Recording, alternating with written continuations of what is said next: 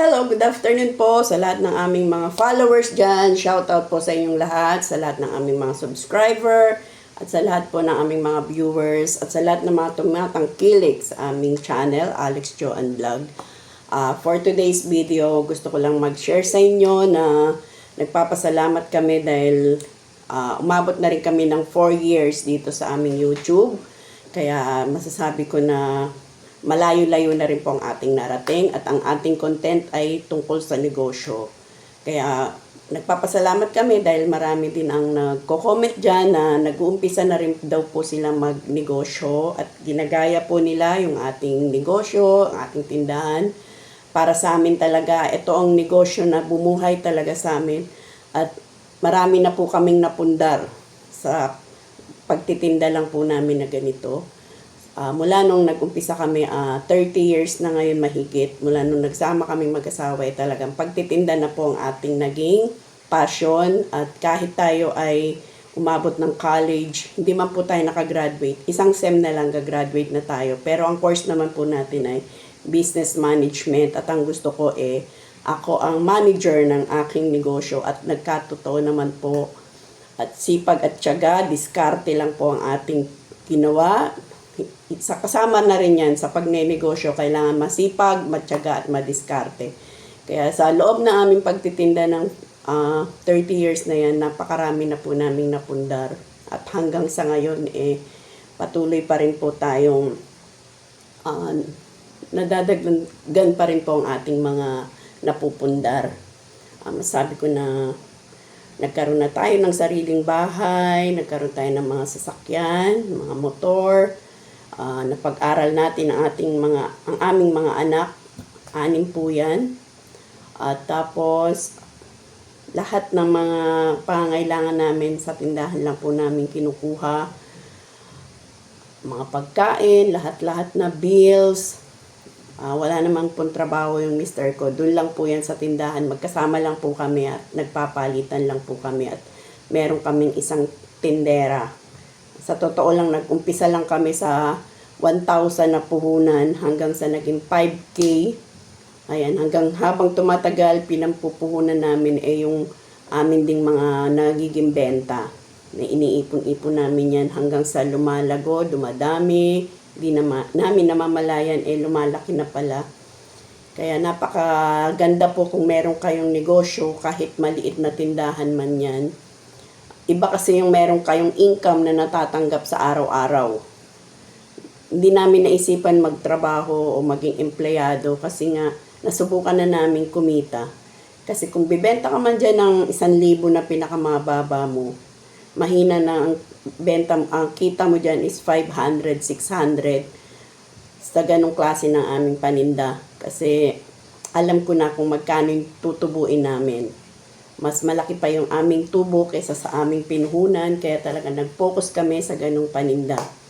So tulad ngayon, hindi lang naman na 1,000 ang ating binibenta dyan. Bumibenta na tayo ng 15 to 20K pataas, pinakamababa, palagay mo 10K. Siyempre sa 10K na benta mo, malinaw na ang tubo mo dyan, nasa 6K, 7K, so magkano lang yung sa puhunan mo. Kaya talagang gustong-gusto namin yung ganong paninda. Masasabi ko na yung mga nagbabalak na magnegosyo dyan, hindi rin naman ganong kadali. Marami rin naman kayong pagdadaanan, lalo na kung kayo ay mag-uumpisa pa lang. Siyempre, ang unang-una yung isa sa alang-alang dyan yung pwesto. Kailangan yung pwesto nyo daanan ng tao, malapit sa school, malapit sa palengke, hindi siya looban. Kasi kami naswertehan dahil yung pwesto namin is talagang daanan ng tao at talagang matagal na kami sa pwesto na yun. Kahit nangungupahan pa kami, nare-reach po namin yung quota at nakapag-savings pa po tayo. At dumagdag na lang po sa aming extra income itong aming pag-YouTube. Kahit paano, sumasahod po tayo dito, minsan monthly, minsan 2 months, every 2 months. Depende yan sa views na nakukuha namin. Kaya kahit paano, meron po tayong income, extra income. At least yung tinutubo natin sa tindahan ay napapalago pa natin. At yung kinikita namin sa aming YouTube channel at dumagdag pa yung kay Facebook dahil 1 year pa lang naman kami sa Facebook kumpara sa YouTube na 4 years na kami ngayon. At pero sa totoo lang mas malaki pa ang sinasahod namin kay Meta sa Reels. Kaya minsan doon kami nakakapag-focus sa yun talagang monthly ang sasahurin mo. At ang bilis lang ng kitaan sa Reels. Basta meron lang kayong nagtitrending na views. Tulad namin, meron naman po kami nagtitrending. Kaming mag-asawa lang po yan. Kasi mas maganda yung totoong nangyayari sa buhay niyo mag-asawa. Yung mga ina-upload nyo, hindi kayo yung talagang kopya-kopya lang sa iba. Mas maganda yung kayo mismong mag-asawa ang gumagawa. Kaya na masasabi ko, tulad ko sa totoo lang napakahaba ng pasensya ko, mahaba yung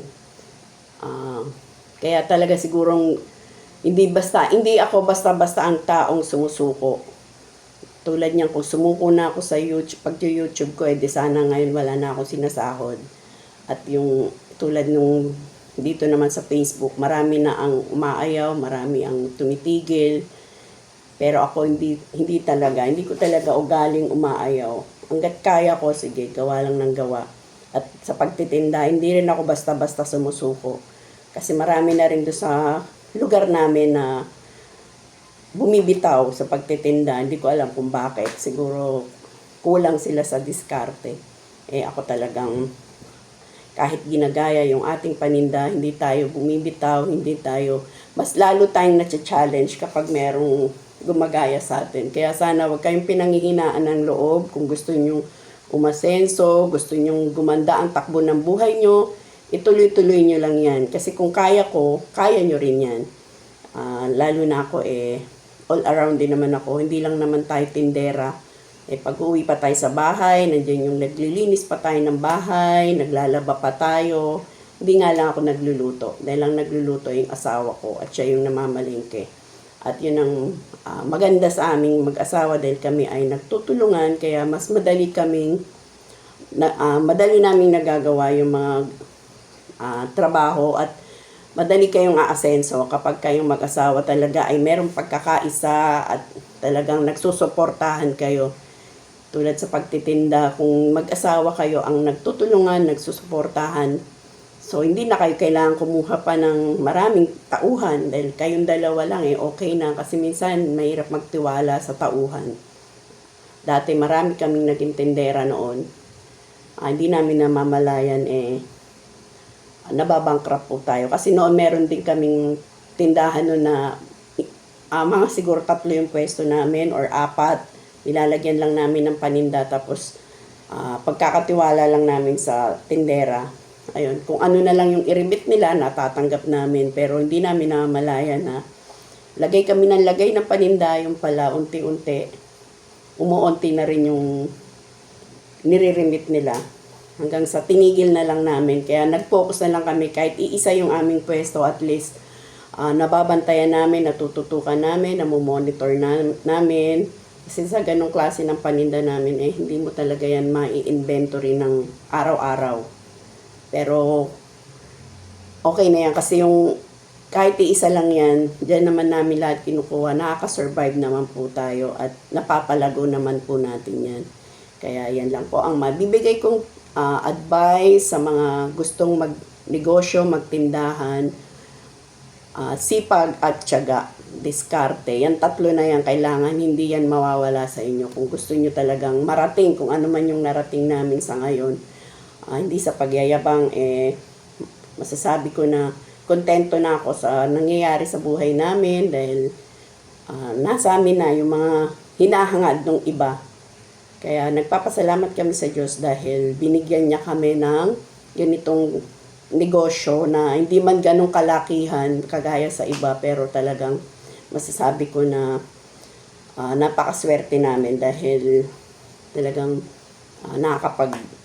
nakakabili kami ng mga pangangailangan namin, nakakapagluho pa kami, nakakapunta pa rin naman kami kahit saan, nakakapasyal kami. Kaya Masabi ko lang na yun lang, mawala ako. Sipag at tiyaga at haba ng pasensya, lalo na sa mga customers. Ayan lang, bye-bye and God bless. At huwag niyo pong kalimutan mag-subscribe at pakipindot na rin po ang bell all para ma-update po kayo sa lahat ng aming mga upload na videos at pakifollow na rin po sa aming Facebook. Alex Joanne Vlog din po yan. Bye-bye and God bless!